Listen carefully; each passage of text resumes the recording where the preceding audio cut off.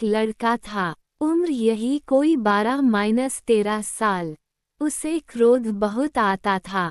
बात बात में उसे क्रोध आ जाता और ऐसे समय में उसका खुद पर नियंत्रण नहीं रहता।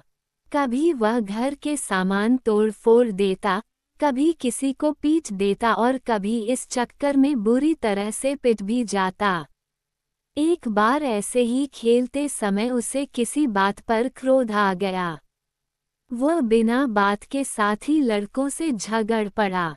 लड़के उसकी आदत से बुरी तरह से परेशान थे, इसलिए सभी ने मिलकर उसकी कसकर धुनाई कर दी।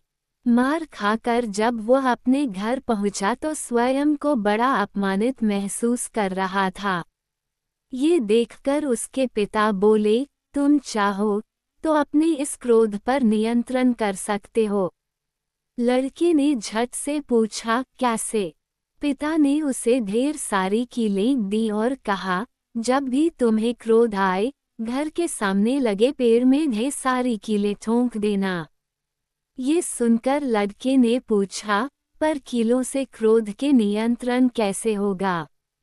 पिता ने उसे समझाते हुए कहा, तुम करके तो देखो, शायद कोई फायदा हो ही जाए। लड़के को बात समझ में आ गई।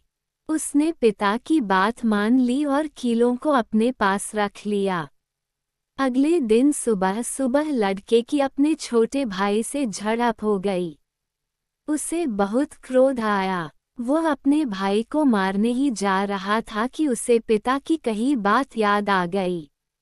लड़के ने कीलें उठाई और पेड़ में ठोंकनी शुरू कर दी। हालांकि यह काम काफी कष्टप्रद था, पर फिर भी वह तब तक कीलें ठोंकता रहा जब तक उसका गुस्सा शांत नहीं हो गया। शांत होने के बाद उसने कीलों को गिनना शुरू किया। कुल 30 कीलें थीं। अगले दिन लड़के को फिर गुस्सा आया। उसने उस दिन 25 कीलें ठोकीं। उसके अगले दिन उसने गुस्सा आने पर सिर्फ 15 कीलें ही ठोकीं। धीरे धीरे दिन बीतते रहे और उसके द्वारा ठोकी जाने वाली कीलों की संख्या कम होती गई। और एक दिन ऐसा भी आया जब क्रोध आने पर उसे कील ठोंकने की इच्छा न रही, क्योंकि उसे यह समझ में आ गया था कि पेड़ में कीलें ठोंकने के बजाय क्रोध पर नियंत्रण करना आसान है।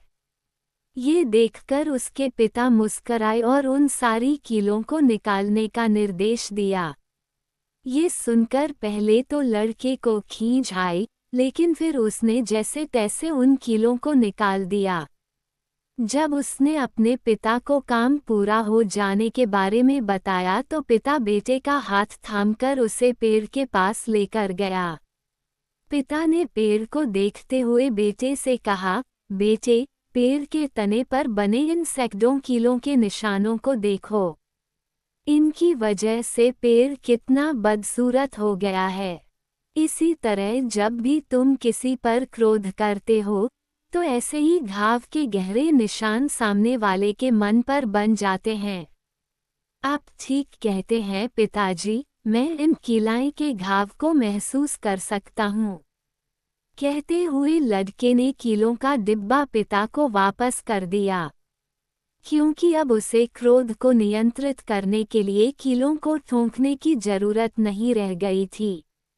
कीलों के निहितार्थ और क्रोध के दुष्परिणाम दोनों को वह भली भांति समझ चुका था।